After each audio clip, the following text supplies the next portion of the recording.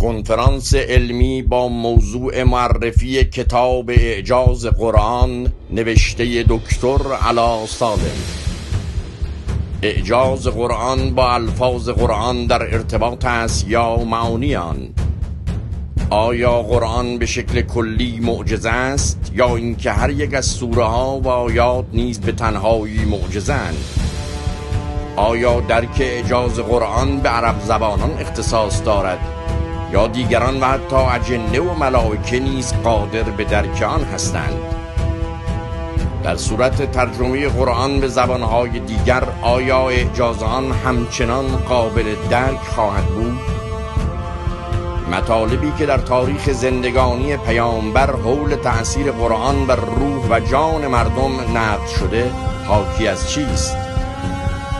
منظور از تحدی مطرح شده در قرآن در این خصوص چه چیزی است؟ به راستی وجه درست اعجاز قرآن چیست و اعجاز قرآن در کدام ویژگیش ظهور و بروز می‌یابد؟ پاسخ به این سوالات و سوالات دیگر در کنفرانس علمی معرفی کتاب اعجاز قرآن نوشته دکتر علی سالم. همراه ما باشید.